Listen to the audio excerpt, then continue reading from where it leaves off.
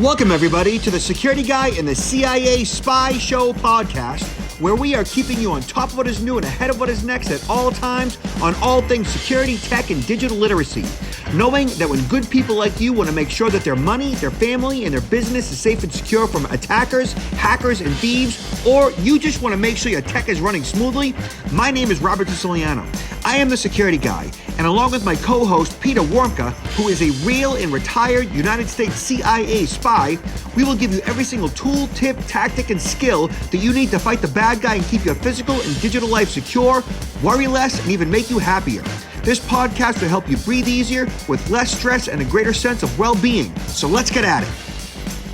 And welcome to the Security Guy and CIA Spy. I am Robert Siciliano, and this is Peter Warmla. How you doing, Peter? I'm doing well, busy, looking forward to the holidays. I'm not quite ready for them yet, but really been busy. I'm traveling. Right now I'm up in Washington, D.C. Are you back home in Boston? I am back in Boston, and busy. I have seen so much going on this holiday season, a lot of disturbing things and a lot of enlightening things. This time of the year, security experts of all kinds, they kind of talk about what's gone on this year. And we have a few things we're going to hit upon that, touch upon that. One thing specific, very recently, I think it's really important we discuss this, the school shooting very recently where the parents bought the gun for the kid. This is not the first time we've seen parents buying firearms for children and children using those firearms against their fellow students. That's a problem. And the biggest part of the problem is the fact that the parents don't recognize that their child is in such a way that they would use that firearm against others for the wrong reasons, right? Mm-hmm. I am perfectly for buying your kid a gun if the kid is responsible to have the gun. I wouldn't put a child behind the wheel of a vehicle unless I knew 1,000% they were perfectly safe enough to drive. And I definitely wouldn't give them a firearm unless I considered them 100% okay to use that firearm. That's me. The problem with the parents who put the kid behind the wheel of the car that shouldn't be driving and to give them the gun, they shouldn't have it, is that the parents generally are not qualified to make those decisions in the first place because they're just not smart or good or healthy or intelligent people. Mm-hmm. That's the problem we have here. I completely agree. I mean, this is why we have designations of adulthood, right? Becoming an adult, and individuals who are in formation of becoming future adults. And there are, children at different levels of maturity and responsibility. But at the end of the day, who's responsible for the formation of their children? We can say that the schools are, but schools are very limited on what they can do because many times their hands are tied. Even their hands are tied by the parents. So ultimately, I agree with you. The parents are responsible. In this case, it was not only buying the gun, it was when they were being called to the school. We were concerned about an issue, and they pretty much just washed their hands and say, there is no issue, and walked away. I mean, that's like, especially in this case, I truly believe that they are responsible. It's so disturbing. So they were called in because that morning, a teacher saw concerning drawings and written statements, says the Daily Beast, and went to the counseling office of Dean of Students. Police have said the drawings included a handgun of a person who had been shot, laughing emojis, a bullet, and the phrase, "The thoughts won't stop. Help me. Blood everywhere. My life is useless and the world is dead." Now, that parent, that teacher did her job with bringing that red flag to the attention of the Dean of Students. Absolutely. And then they brought it to the guidance counselor's office, and the guidance counselor engaged the parents. The parents made little of it. The parents basically washed their hands of it, like you said, and the guidance counselor basically was in a position where, okay, well, the parents don't think it's a big deal. the kid seems okay. What am I supposed to do? And at that time, they kind of, let it go, which obviously was not the right move. This particular situation, it brings to mind that the guidance counselor themselves may not have been enough of an alarmist to actually push the issue. They did threaten the parents a little bit by saying that they're going to call child services. The biggest problem here is that they didn't bring in local law enforcement, because if the guidance counselor was enough of an alarmist, and I consider myself somewhat of an alarmist, right? And I think that I need to be, in order to bring attention to the issues that I speak to raise the bar, to raise the alarm as to you really need to pay attention to this. You can't just discount what's happening here, and to really like grab people by the throat, to shake them and say, you really need to recognize the level of risk that's going on here. And that wasn't done. And if local law enforcement was brought in, I think that would have changed the equation quite a bit, because it would have shown not just the parents, but the child, that this is real, that what you wrote, the thoughts you're having, the way you've expressed yourself, it matters and it means something. And the guidance counselor failed to do that. But the buck doesn't stop at the guidance counselor. The buck stops at the dean of students, because it's the dean of students that ultimately should have impressed upon the guidance counselor, this is serious stuff. And we can't look at this particular issue will change the course of how schools address this type of information going forward. I hope so. I really hope so. The problem is that as time passes and memories fade, there will be another one just like it that will slip through the cracks, unfortunately. Yeah. Parents, smarten up.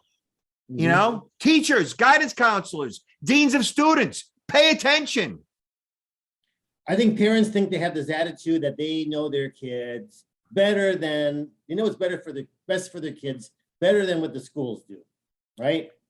And but obviously they don't know their kids in some of these cases. They don't know their kids at all. Especially parents that are just not good parents. They're just not good, smart people. Plain and simple, and these people seem to fit the bill. Yeah. And I'm judging. Yeah. Yeah. Okay. I agree. I mean, almost all these cases where these kids have gone into, these mass shootings, the parents ultimately have some responsibility. But with this one, it is so obvious that, if these parents aren't held accountable, then forget it. Yeah. Forget it. We're wasting our time. And, and I'm not going to get into the semantics of gun control here. I'm not going to do that. But I will say that this particular incident, this particular issue is not a gun problem. This particular incident, this particular issue boils down to a parenting problem. Okay. Should the 15-year-old have had access to a semi-automatic firearm? Definitely not. That boils down to a parenting problem. The fact that the parents provided him the firearm, that they didn't tell the school about that they saw the drawings and knew what the kid was saying, that boils down to a parenting problem. It's just unfortunate that you have how many, eight victims, who lost their lives, and then countless victims beyond who have been impacted by this. I believe 4 dead, 8 shot. Yeah. Okay. I think all the families now this upcoming holiday season that are going to be grieving. Yeah. Awful. All right. Next in line, the virtual phone farm scammers use to set up fake accounts. So I thought this was really interesting because I get hit up on a regular basis by scammers via mobile phone and via email constantly. And I come across fake websites all the time. Okay. So because of the nature of our business here, and how out there I am in regards to my communications, I just get contacted by scammers, or I find them. And I see it because I am able to recognize it a little clearer than obviously, like, most others, because of what we do. Right. That being said, it's always interested me how they're able to set up all these fake phone accounts. And this particular article by Vice talks about the virtual phone farms scammers use to set up fake accounts. So many sites force users to verify their identity with the phone number. Scammers turn to services like 5SIM, where they can rent a phone number for pennies. And this particular article talks about how when a scammer wants to set up an account on Amazon, Discord, or spread other online services, sometimes the thing standing in their way is SMS verification.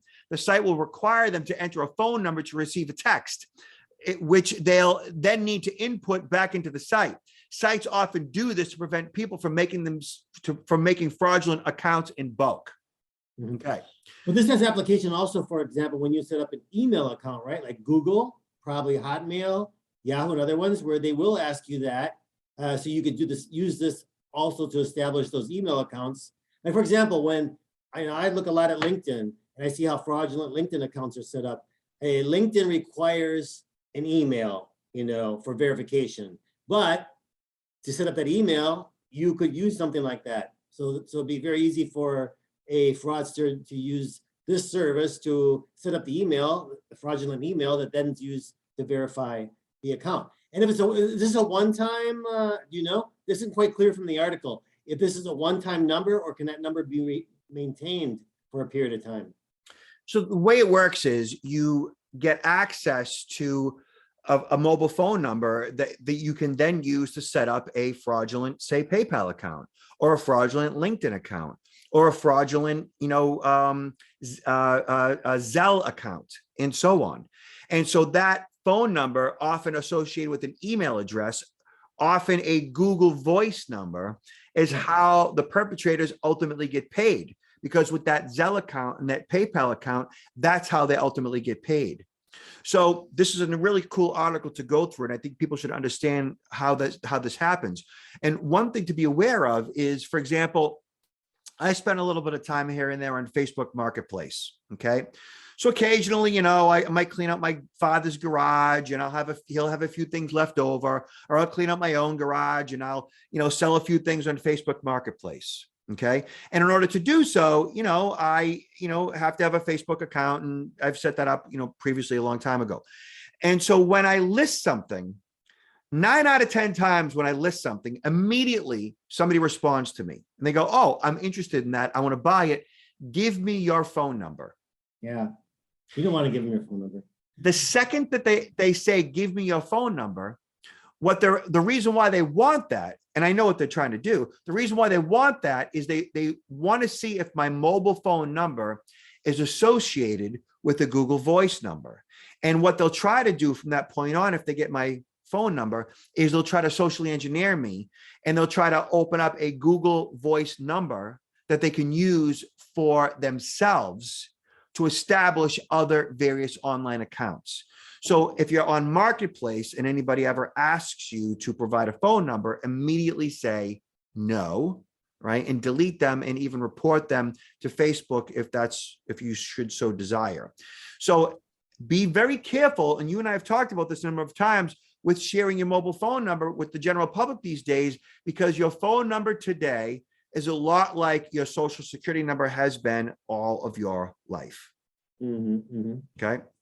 So that's that. Be careful sharing your phone.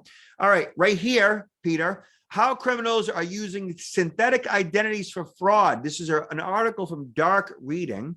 So it goes on to say that synthetic identity fraud was already a problem before COVID-19 pandemic shifted spending and work online, but it's becoming a bigger problem now as criminals take advantage of looser rules around credit and the sheer number of personal information exposed via data breaches. The fraud begins with stolen data, obviously, establishing new credit card accounts and other payment accounts with retailers, banks, and other financial services companies using a fake identity allows fraudsters to house They're stolen funds.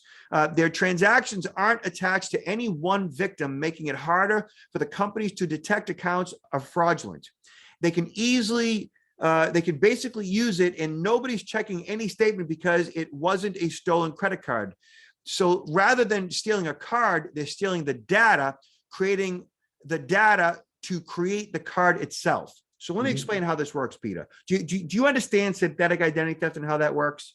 I do, but I think this is a new term to something that's been around for quite a long time. It's sort of like identity theft, right? But the term synthetic is something that seems like it makes it new, but this has been around for quite a while. It's just becoming a bigger and bigger problem because there's so much information now available to the fraudsters to be able to do this than previously, right? So there's a number of ways to skin the synthetic fraud cat.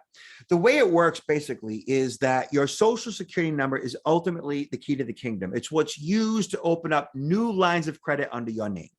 Okay.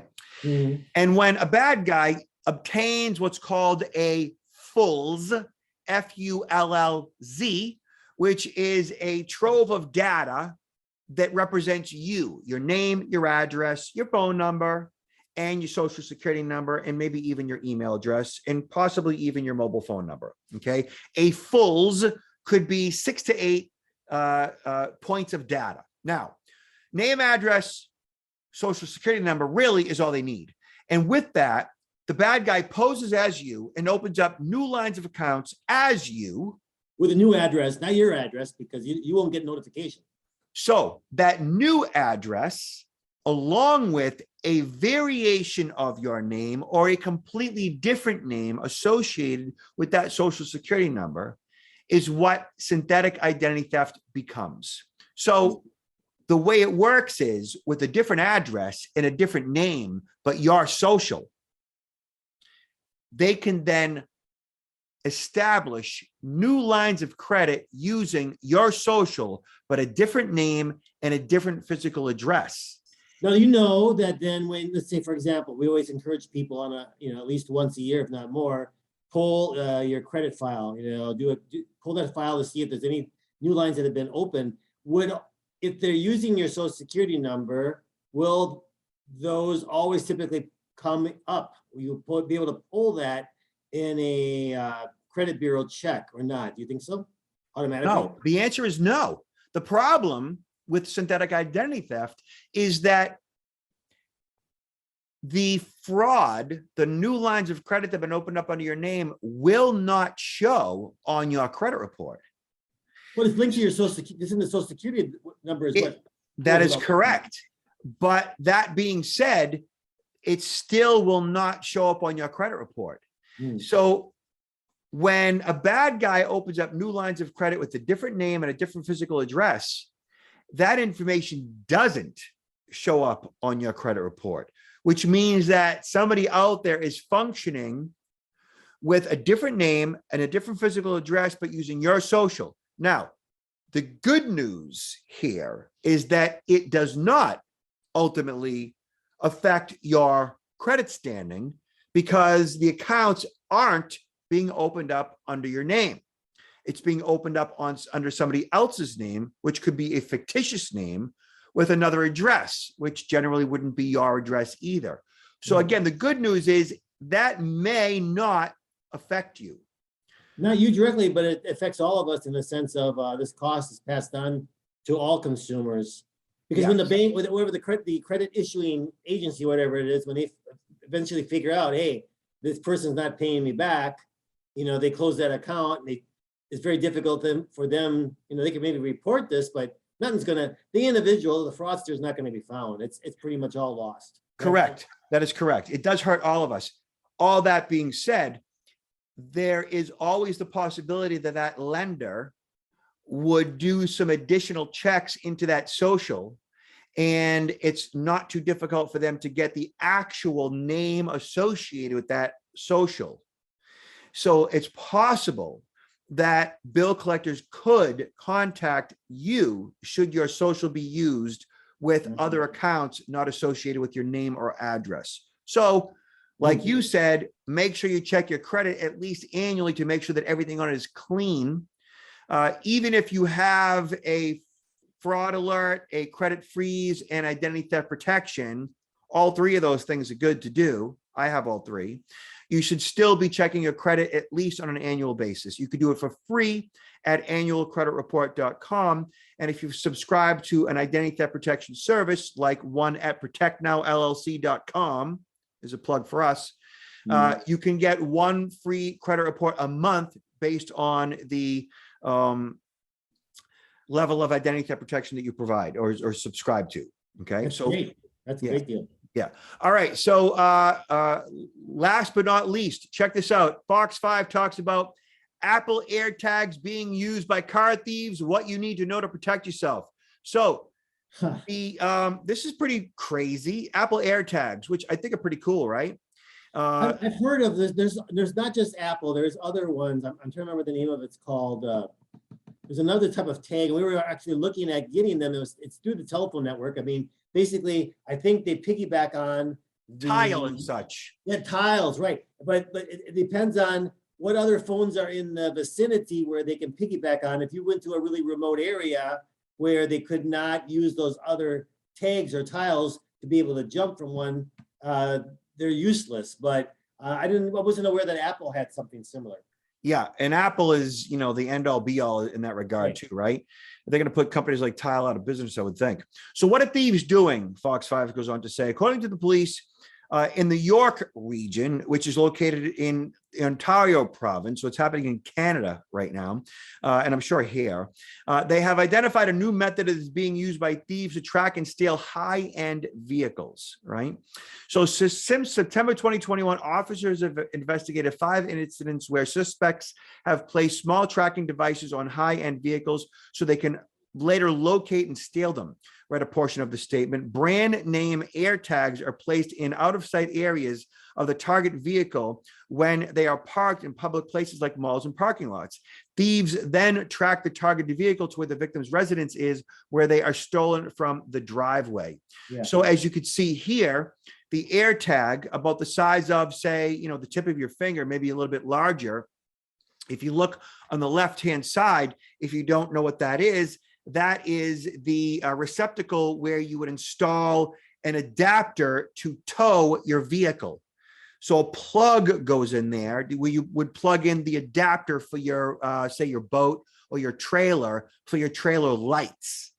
Okay. There's an adapter that goes in there.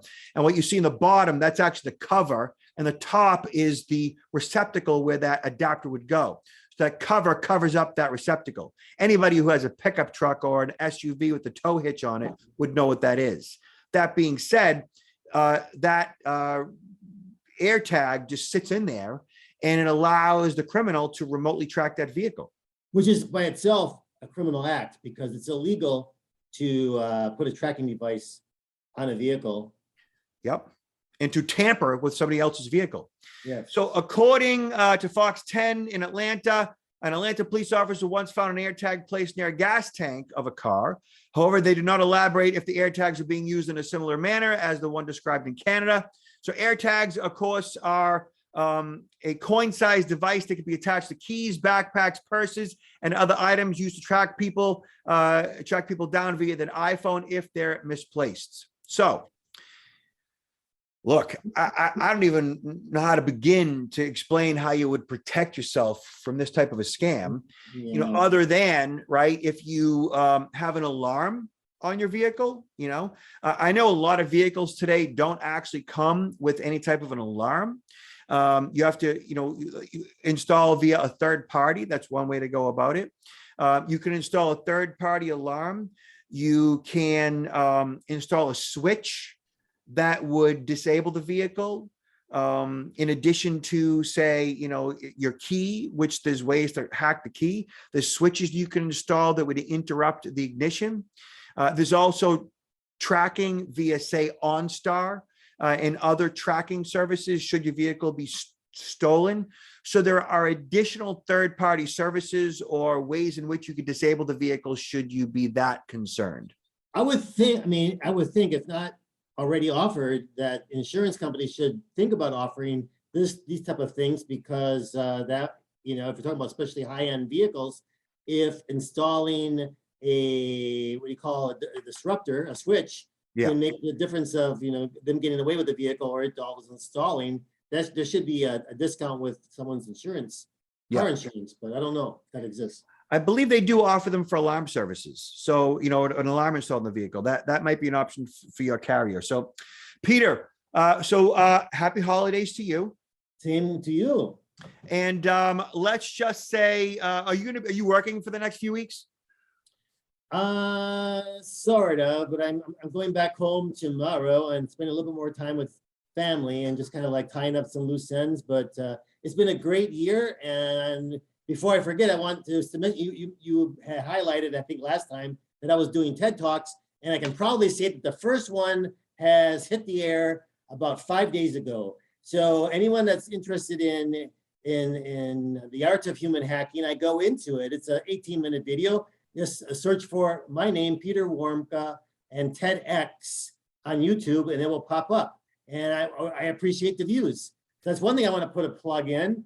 And also, we're talking about the holidays. I'm sorry to put plugs in for myself, but why not, right?